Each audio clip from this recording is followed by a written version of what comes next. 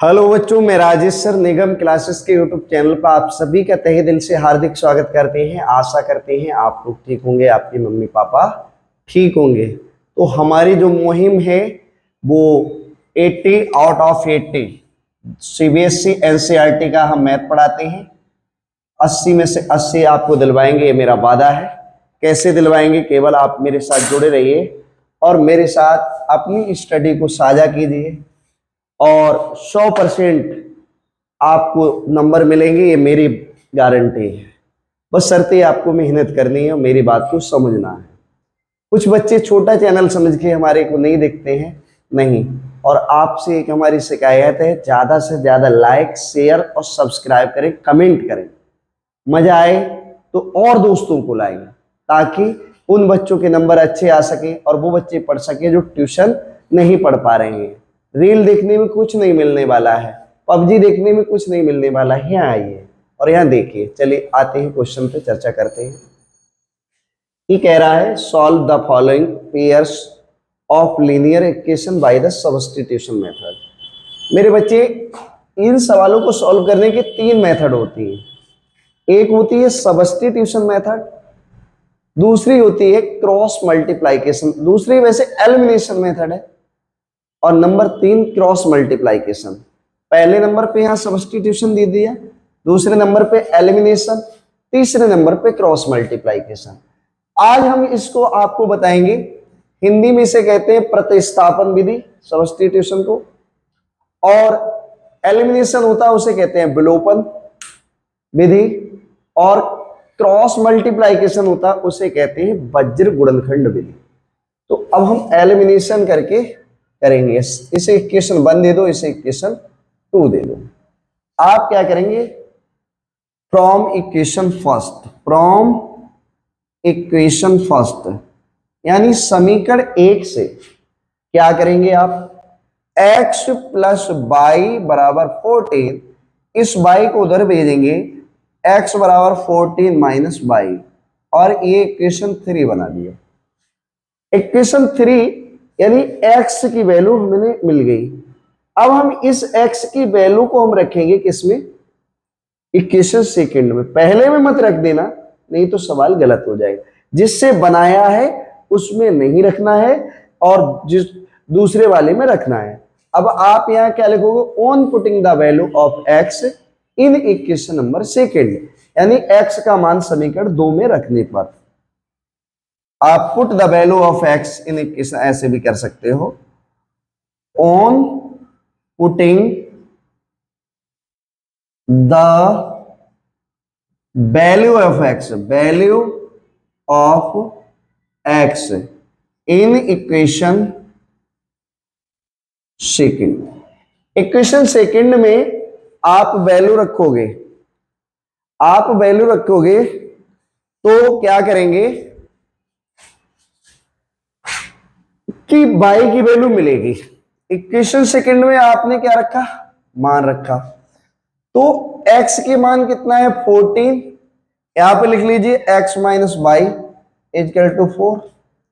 लेकिन x जहां पर है उस पर इतना मान रखना है, यानी 14 माइनस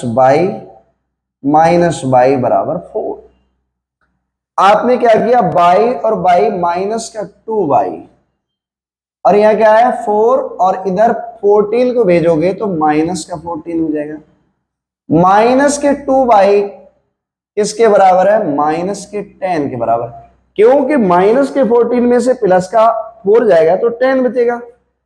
माइनस से माइनस को काट दिया, 2 5 जा 10। y की वैल्यू आ गई आपकी 5। क्या आ गई? y की वैल्यू 5 आ गई। y का मान समीकरण 3 में रख दीजिए। y का मान समीकरण 3 में आप लिखोगे on putting the value of y, on putting the value of y, the value of y in equation third. अब थर्ड में y की वैल्यू को रखेंगे, तो x equal to 14 minus y, x बराबर 14, y की वैल्यू यहाँ 5 निकालिए, यहाँ 5 आप रख देंगे, x की वैल्यू कितनी आ जाएगी बच्चे 9। अब आपको आंसर मिल गया, क्या आंसर हुआ, x बराबर 9 और y बराबर 5, और यही आपका सही आंसर है।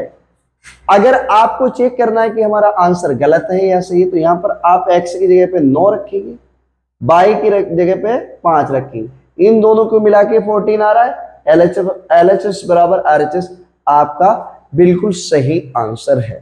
उम्मीद करते हैं ये क्वेश्चन आपकी समझ में आया।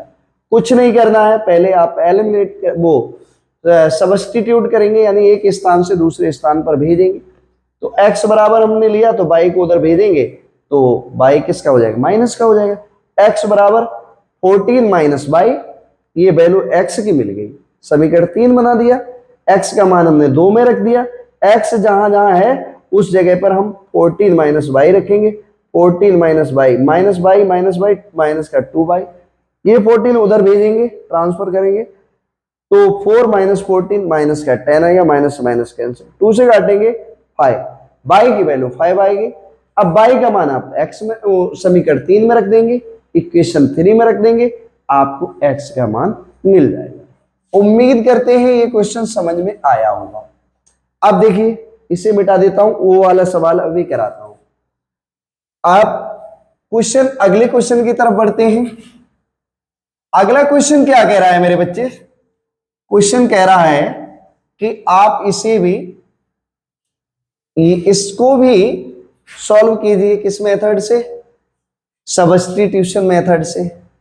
आपने इसको इक्वेशन फर्स्ट मान लिया और इसको इक्वेशन सेकंड मान लिया, या फिर एक काम कर सकते हैं, फ्रैक्शन में आपको गड़बड़ लग रहा होगा, और गड़बड़ की तो वैसे बात ही नहीं है, s बराबर आप लगा सकते हो, नहीं तो आप ये कर लो 3 इंटू 2, आप इसका यहां मल्टीप्लाई कर दोगे तो आपका क्या हो जाएगा 3s और प्लस, नहीं 2s होगा भाई, इसका यहां आएगा तो 2s होगा, 2s और प्लस 3t बराबर 6, यानी 2s plus 3t is equal to 6, और यहां भी 6, तो 36 हो जाएगा।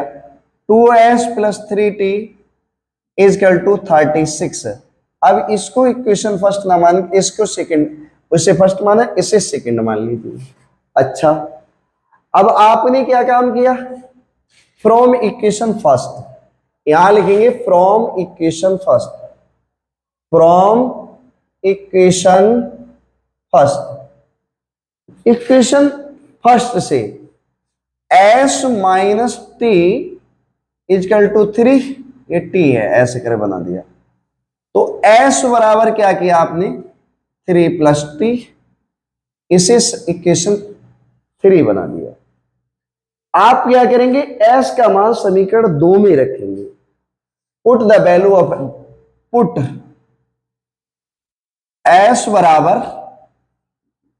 3 plus T in equation second, in equation second.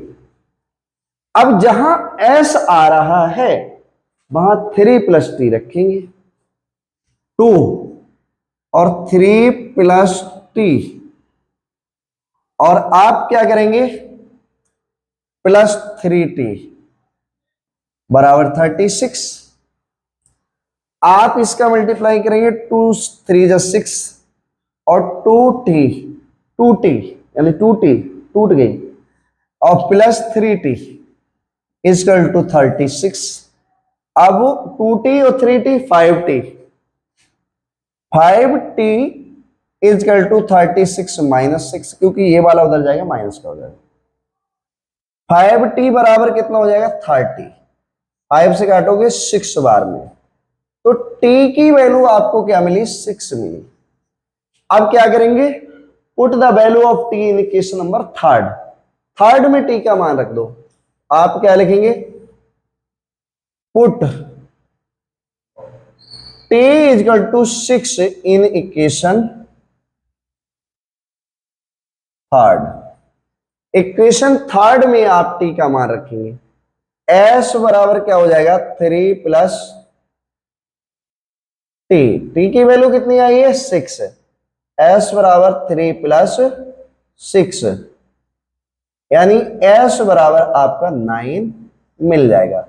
S और टी की वैल्यू मिल गई, आपका आंसर चेक कर लीजिए। 9 रखेंगे और यहाँ 6 रखेंगे, 3 आ जाएगा। एल एच एस बराबर आर एच।